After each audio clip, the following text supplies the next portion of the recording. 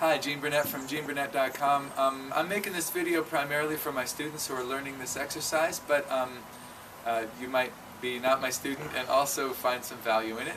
They're great exercises. These are part of our warm-ups and Qigong exercises, our building blocks, our alphabet that we use to gradually build more complicated movements and phrases. There's two of them. One of them is called the spring.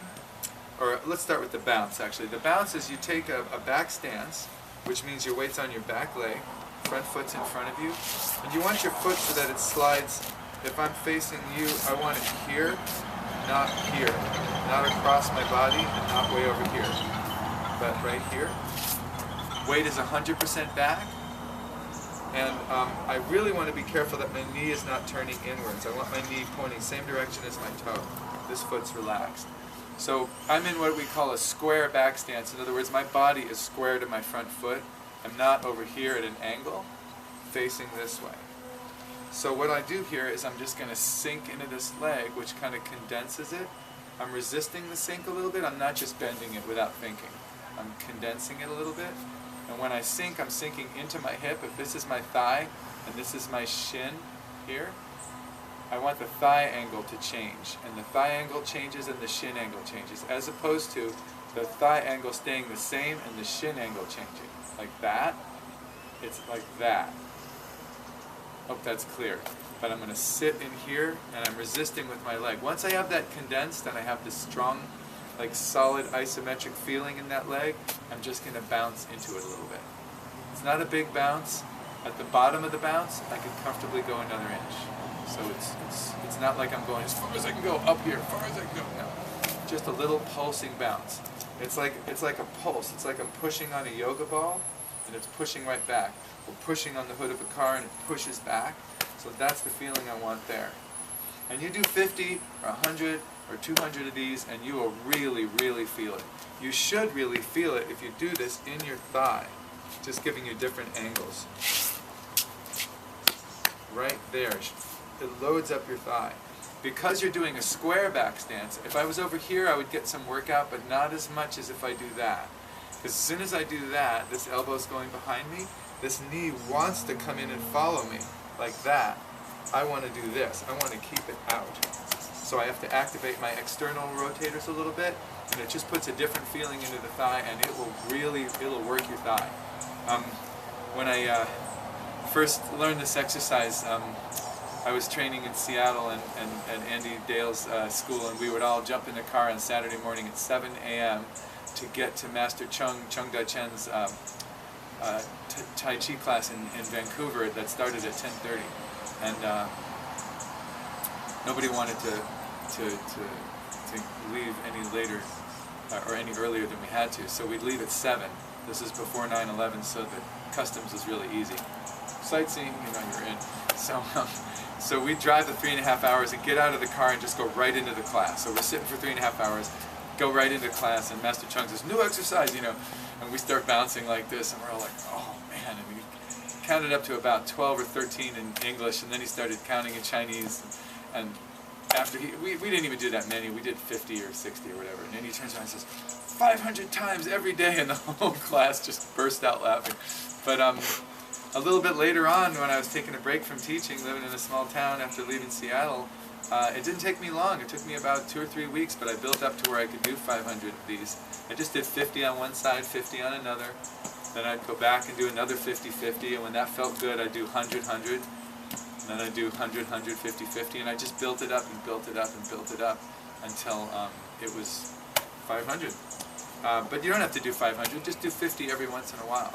If you really want to go nuts, you can lift this foot off the ground a little bit. You can put it in front of you like that and do the bounce. You can keep that there, or you could do it here, or you could do it here, or you could do it here. As long as you have that knee going over the toe and you feel this pulse. You can do it in any position. You can do it in any Tai Chi position. A little bit of a bounce. You can do it with your feet wide like this. Pulse in here. You should always feel whatever pain or whatever discomfort or burning you feel in the thighs. You should not feel it creeping down into your knees. If your knees go out over your toes, no. If you're doing it back and forth while you bounce, keep the knee over your foot Don't let it go past your toe, and don't let any turning happen in here. No turning in here. There. The knee's not a rotating joint. It's a hinge joint. So that's the bounce. So do 50 on each side. That's a nice way to do it. The next one is the spring. And on the spring, I'm going to face you. Instead of starting square and down, I'm going to start up and not square. So I'm actually facing the corner. If I'm doing it, if this is a wall in front of me, I'd be facing this corner. And then I'm going to slowly sink and turn and face the front like that. So if I'm facing you, if this is a wall in front of me, not square and up on my back leg, in this case my left, your right. This is just a loose ward-off circle here, not elbow up, elbow down here, like you're holding a paper towel tube against your chest. And then slowly sink and slowly turn until you're facing the wall in front of you. And then rise up and back again. So all this leg is doing is sinking into the hip, sinking into that leg, and coming back up. That's all it's doing. From the head of the femur here, the whole hip is rotating this way. My hip is rotating there, and my waist is turning a bit here. And I'm going from not square to square. So that's the movement there. That's the core body movement. Sink here, turn and face the same direction as your front foot. When you do the turn, you lighten your heel just to remind you that that foot is light, empty, no weight on it at all. Then you just add the hand here.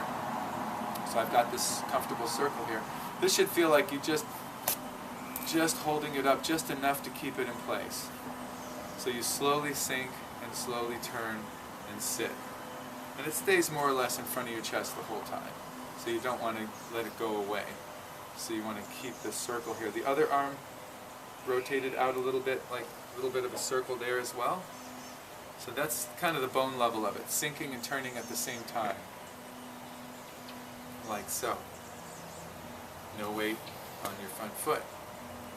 The muscle level is how smooth and even and soft and relaxed that can be.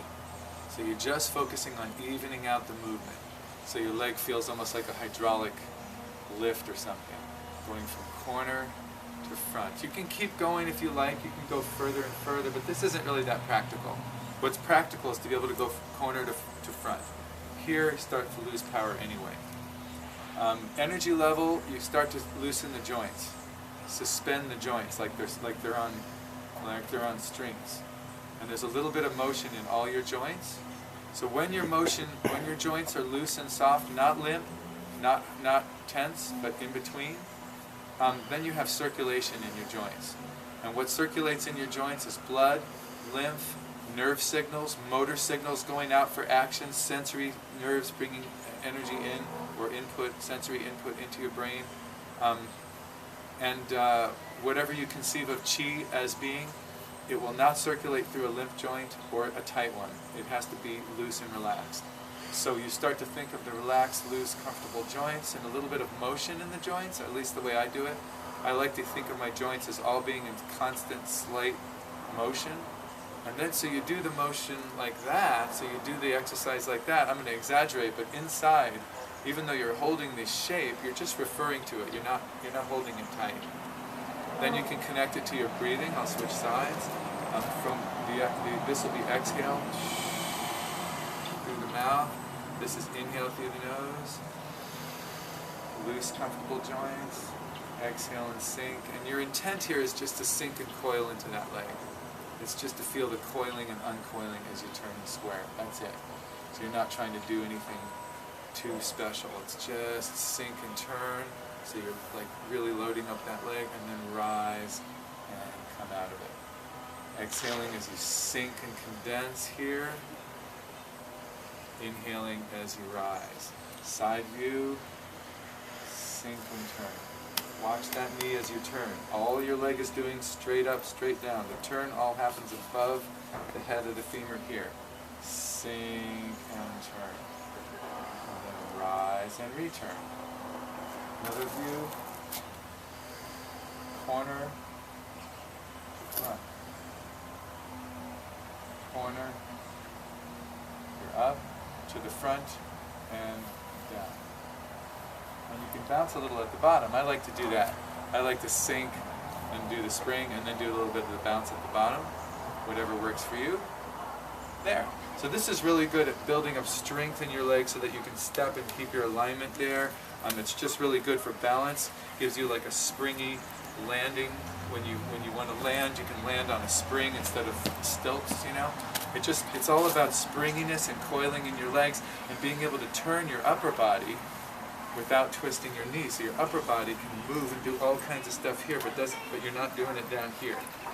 The turns happen up above, not in your knees. If your knee does turn, which is fine, your foot has to turn with it. It's not like you never want to move your knees, it's just that if your knee turns, your feet turn.